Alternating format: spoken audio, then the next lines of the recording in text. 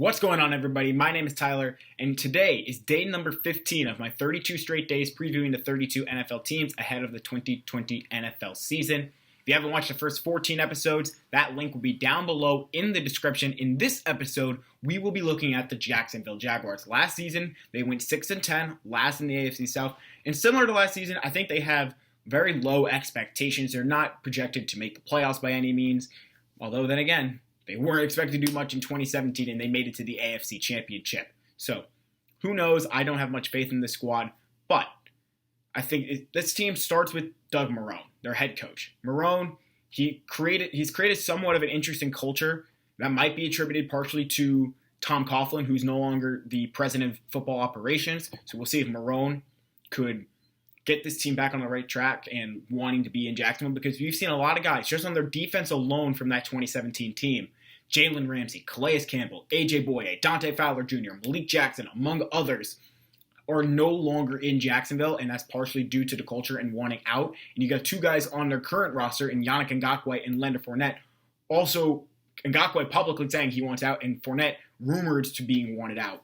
So this team, they got to be able to keep their stars happy, and we'll see if Marrone can do that. They also got some nice pieces on both sides of the ball. Starting with the offense, they got Gardner Minshew, who was a diamond in the rough from last season.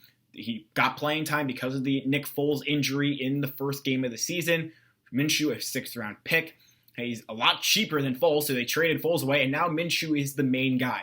And he's got some nice offensive pieces. DJ Chark and D.D. Westbrook at wide receiver. Fournette, obviously, in the backfield. And they also brought in Tyler Eifert, who, when healthy, has shown he could be a very solid tight end.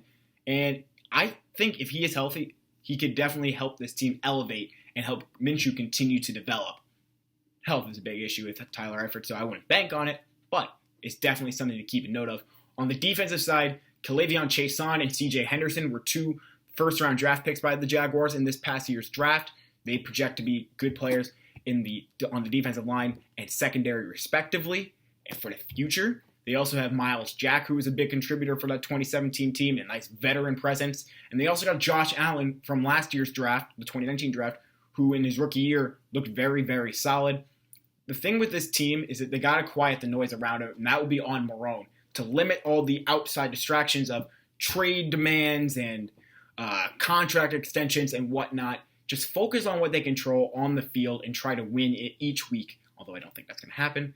And I do think, however, that if the Jaguars don't perform, Marrone will definitely be looking for a new job at season's end, maybe even before then, if they start off slowly.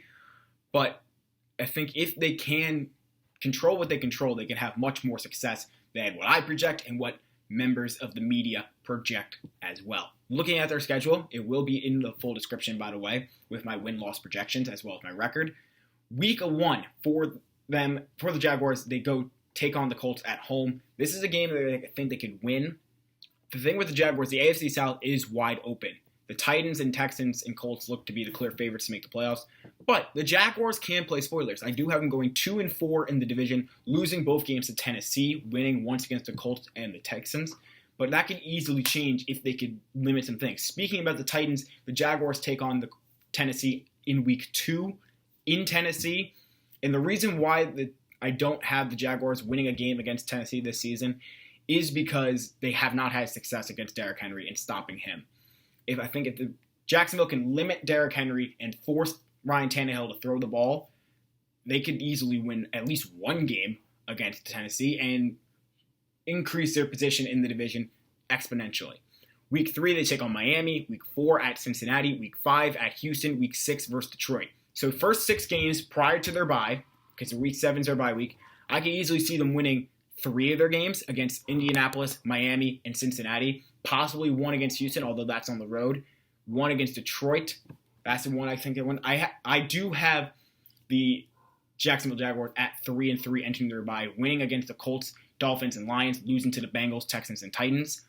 But I can easily see them 4-2, maybe even 5-1. Who knows? If they enter the bye week 5-1, look out. They could be making some noise the second half of their season. Week 8, they go to Los Angeles to take on the Chargers. Week 9, it's that home game against Houston. That game, I do see them winning, in my personal opinion. I actually have the Jaguars beating the Chargers, so 2 wins coming out of their bye week, not a bad start. Week 10 at Green Bay, there's a loss right there. Week 11 versus Pittsburgh. The thing with the Steelers is, like, the Jaguars, they beat that team a couple years ago in the playoffs, if you remember, in the divisional round. They could do that here because the Jaguars, although they might not have the same defense, they have a similar defense in terms of player ability, where they could possibly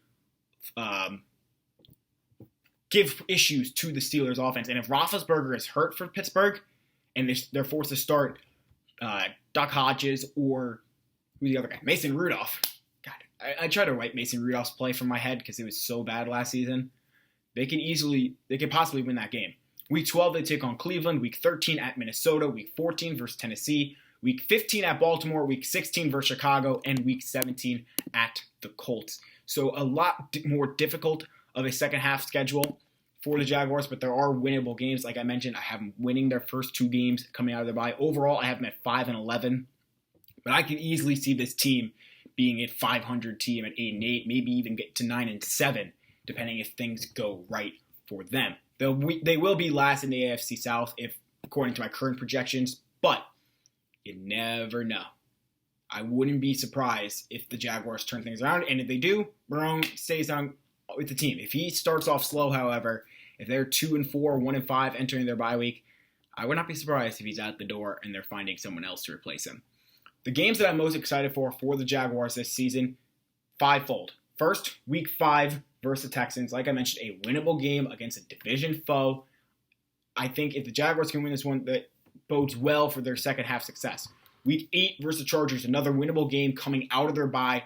We'll see. If maybe they start off slow and they take on the Chargers and win, maybe that's a good sign of things to come. Or if they start off okay, Marrone still has his job, and they come out of the Chargers, that can help him turn things around for that organization. Week 11, I already mentioned with the Steelers, a possible winnable game right there. Week 14 at the Titans, that just comes down to whether or not they could contain Derrick Henry.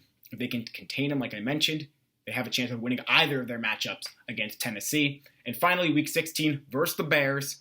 The Bears, I do have the Jaguars losing that game, but I would not be surprised if the Jaguars late in the year, at home, win a game to try to rally their troops and, who knows, maybe make a playoff push, although I see it unlikely. But let me know what y'all think down below in the description. I know this, or in the comment section. I know this is, once again, a shorter video, but there's some of these teams like the Jaguars, the Colts, who I just don't have great expectations for. And it's just, why ramble on about things that are irrelevant? Or I wouldn't say irrelevant, but hopefully you get my point. Leave your comments down below in the comment section. Thank y'all so much for watching. Next episode, we'll be talking about the reigning Super Bowl champions, the Kansas City Chiefs. So until then, we'll see you next time. Have a great day.